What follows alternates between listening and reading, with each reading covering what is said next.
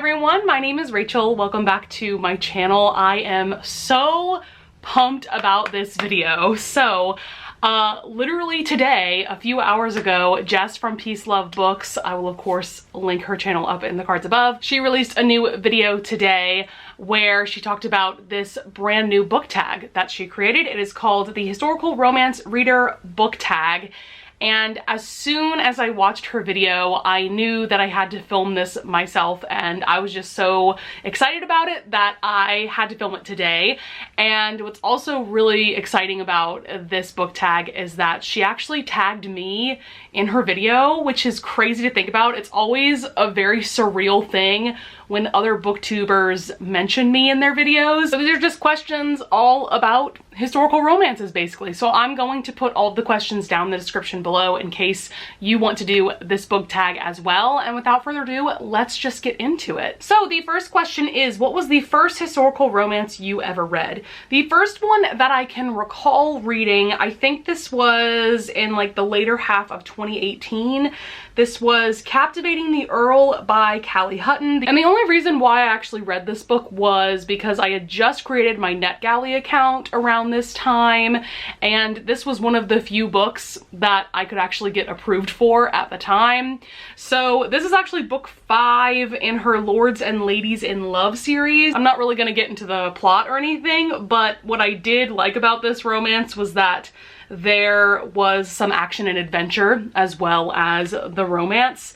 And yeah, I gave it like 3 stars at the time. It definitely wasn't a life-changing book by any means, but this was definitely the first actual historical romance that I can recall reading.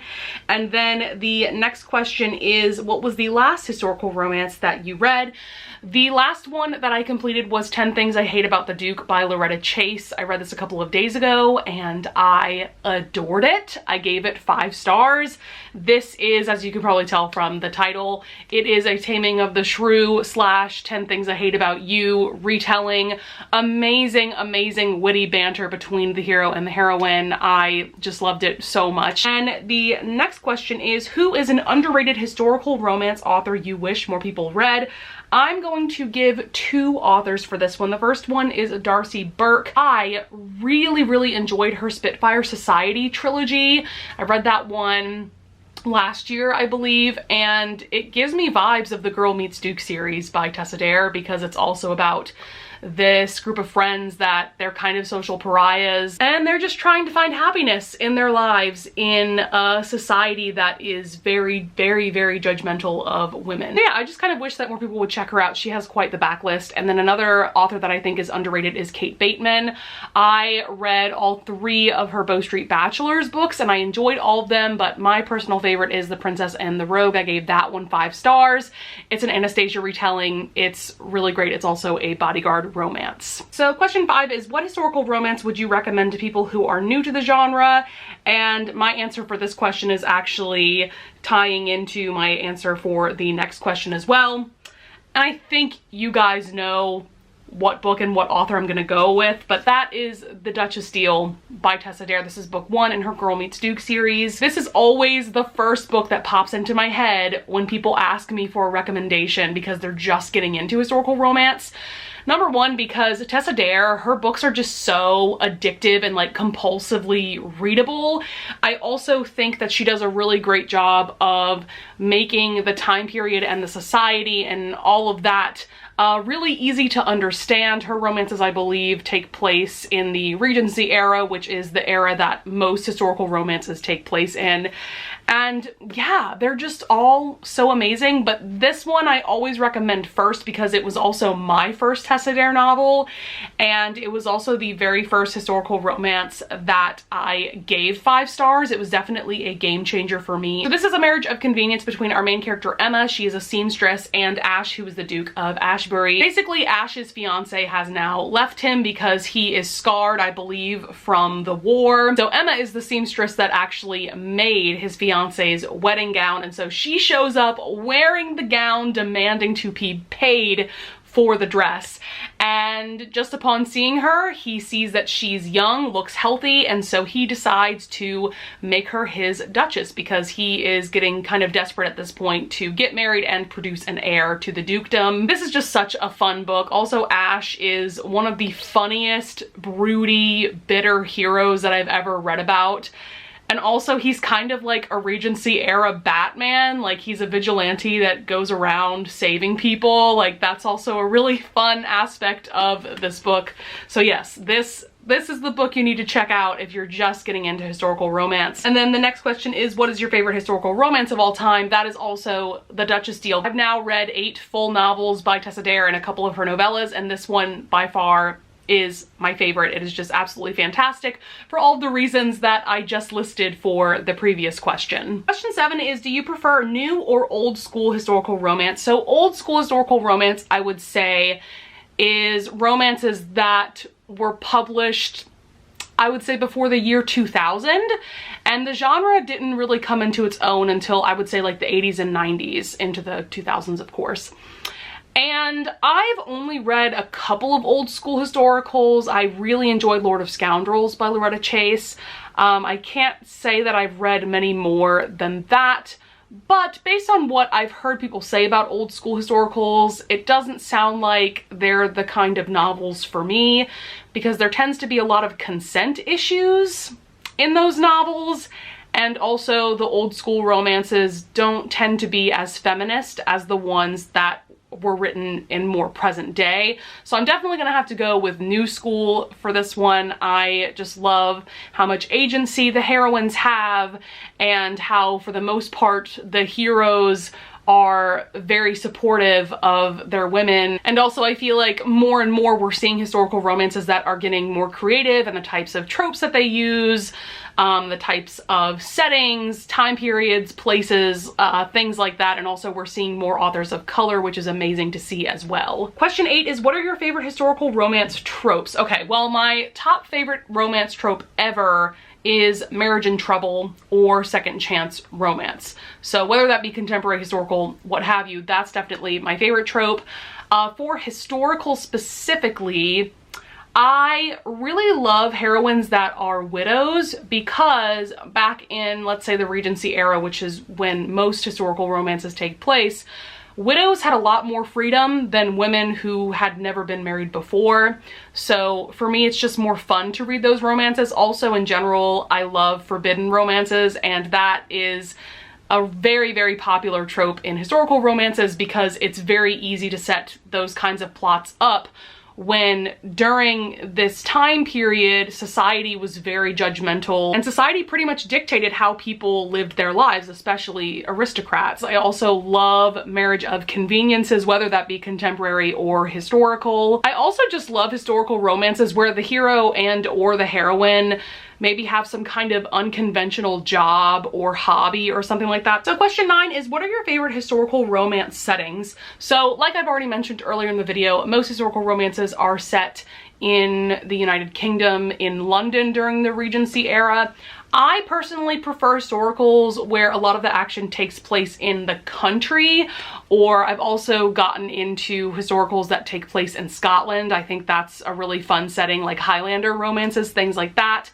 I've also gotten really into historicals that take place in the US. Beverly Jenkins and Joanna Shupe are two authors that primarily write in the United States. Joanna Shupe tends to write in New York City in the Gilded Age, so that's like the 1880s, 1890s. Then Beverly Jenkins tends to write romances that take place in the Old West, maybe California. I've read one of her novels that took place in Wyoming, different places like that, and her novels are post-Civil War, usually around the 1870s, 1880s. Also, I've started getting into Alyssa Cole's historicals. I read An Extraordinary Union by her pretty recently, and that one is taking place during the Civil War, and it centers around two main characters who are spies for the Union. What is the oldest historical romance you own? For me, that is Night Song by Beverly Jenkins. What's funny about this, though, is that this is a brand new copy that I literally got in the mail today, but this was originally published in 1994. Like we've already established, I haven't read many older historicals, so